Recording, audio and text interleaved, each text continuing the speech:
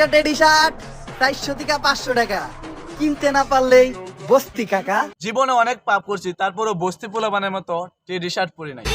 আজে বাজে যাই বলস, টেডি শার্টের নাম নিয়ে ফর ইউতে চলস। Yes, this is for teddy shirt user.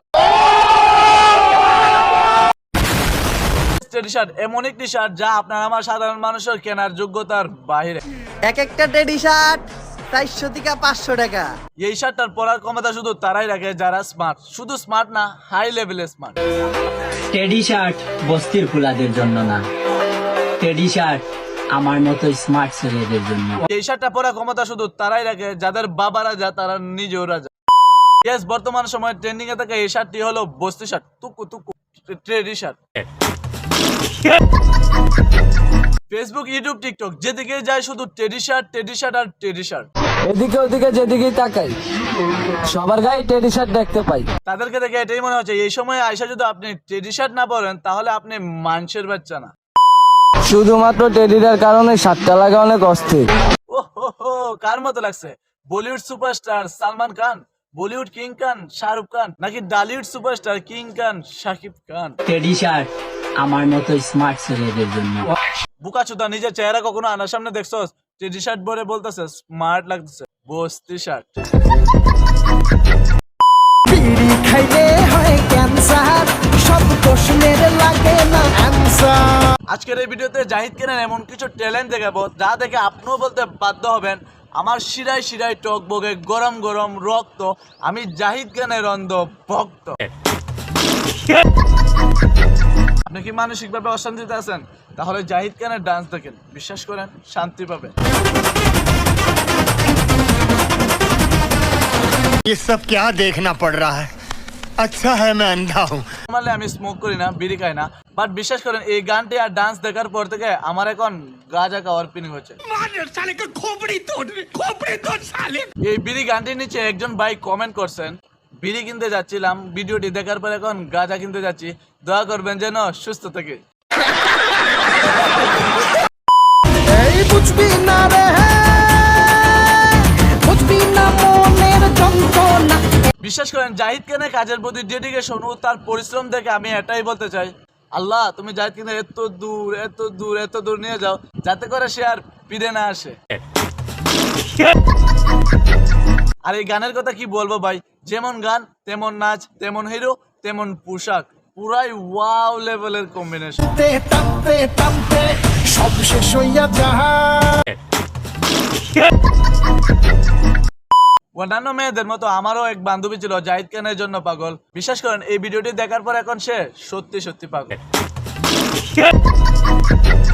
আমাদের মধ্যে অনেক মানুষ আছে যাদের বিড়ি না খেলে বাথরুম হয় না, তাদেরকে বলতে চাই এই গানটি ট্রাই করেন, বিশ্বাস করেন সব ক্লিয়ার হয়ে যাবে। বিড়ি খাইলে হয় ক্যান্সার, সব প্রশ্নের থাকে না অ্যানসার। বেচারা ইলিয়াস কাঞ্চন বাইরে আস্তে করে খাইয়ে দিল। টানতে টানতে টানতে সব শেষ হইয়া যায়।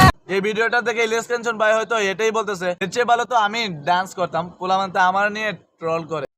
ছেলের আটকায় পরিবারের দায়িত্বের কাছে, মেয়ের আটকায় জাহিদ খানের কাছে, আর আমি আটকায় জাহিদ খানের বিড়ি গানের ডান্সের কাছে। যা না দেখলে আমার বাথরুমে হয় না। টানতে টানতে টানতে সব শেষ হইয়া যায়। এ ভাই তাম্বা তাম্বা, যেভাবে পা টানা শুরু করছস কখন জানি মেয়েটার শরীর থেকে পাটাই আলাদা হয়ে যায়।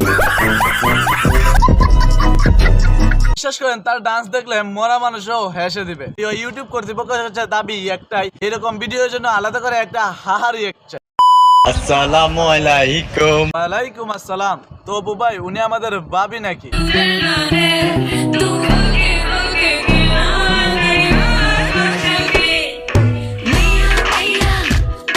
মানতে হবে ভাই, আপনাদের অপু ভাইয়ের কিন্তু আলাগই জালুয়া, যেদিকে যায় শুধু মাইয়ার মাইয়া মাইয়ার মাইয়া।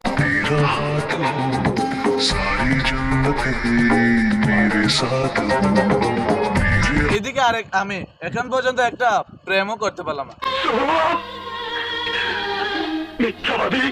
তারপর নিজেকে এই বলে সান্ত্বনা দিলাম যে পচা খাবারে একটু মাছি বেশি বসে।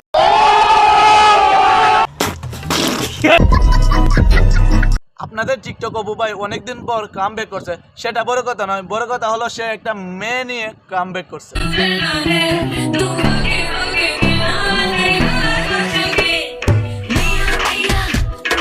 মাশাআল্লাহ মেয়েটার মোটামুটি সুন্দর আছে। অপু ভাই তার টিকটক ভিডিওর ক্যাপশনে মেয়েটার আইডি মেনশন করছে। যেহেতু মেয়েটা পোশাক আশাক দেখে ভদ্র লাগছে, তাই আমারও একটু কিউরিয়াসিটি জাগছে যে মেয়েটাকে দেখার। বিশ্বাস করেন মেয়েটার আইডিতে গিয়ে যা দেখলাম,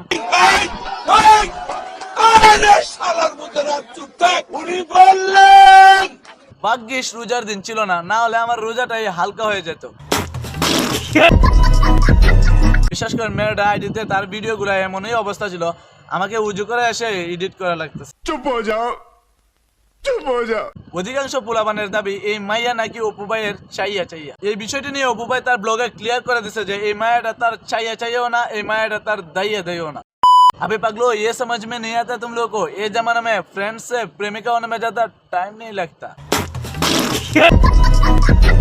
ভিকটিম কার্ড বর্তমান সময়ে ডেবিট কার্ড ক্রেডিট কার্ড যত নানা ব্যবহার করা হয় তার চেয়েও বেশি ব্যবহার করা হয় ভিকটিম কার্ড। এখন আপনাদের মনে প্রশ্ন জাগতে পারে এটা আবার কোন কার্ড যার নাম ভিকটিম কার্ড। বুঝিয়ে বলছি, মনে করুন আপনি একজন মহিলা, আপনি রাস্তার পাশ দিয়ে হেঁটে যাচ্ছেন।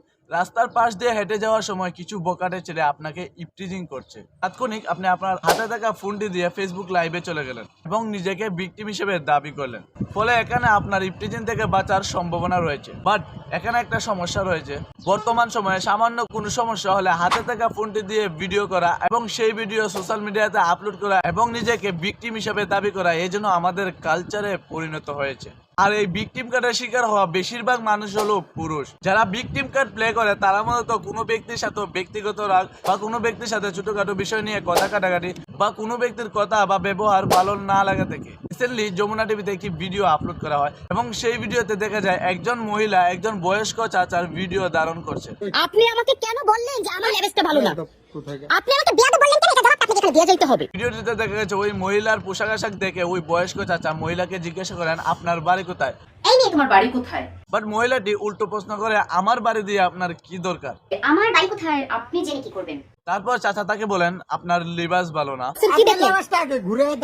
তারপর মহিলাটি ক্ষিপ্ত হয়ে যায় এবং চাচার সাথে অনেক খারাপ ব্যবহার করে। আপনি আমাকে বিয়াদব বললেন কেন? এটা জবাবটা আপনাকে এখানে দিয়ে যাইতে হবে।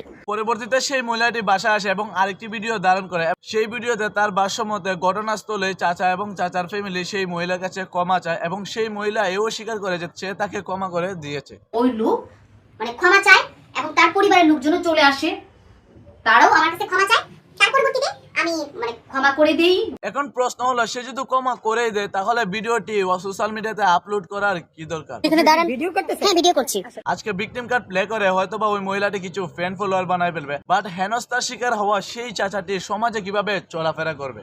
অবশেষে চাচা আপনাকেও একটি কথা বলতে চাই, আপনি হয়তো ভুলে গেছেন এই দুনিয়ায় সেই ব্যক্তি সবচেয়ে সুখী যার কোনো লজ্জা শরম নাই।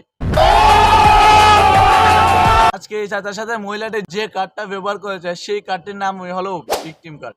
আমাদের দেশ পাশাপাশি অন্যান্য দেশে বর্তমানে সবচেয়ে বেশি ব্যবহৃত কার্ডের নামই হলো victim card. Victim card play করা মানুষেরা এটা উপলব্ধি করে না যে তাদের একটা ছোট্ট ভুলের জন্য কোনো মানুষের ফ্যামিলি, কোনো মানুষের ব্যক্তিগত জীবন একদম ধ্বংস হয়ে যায়। একটা মানুষ, একটা ফ্যামিলি সমাজের কাছে কতটা হেনস্থার শিকার হয়। তো আমার সবার কাছে এটাই রিকোয়েস্ট থাকবো, please stop victim card play.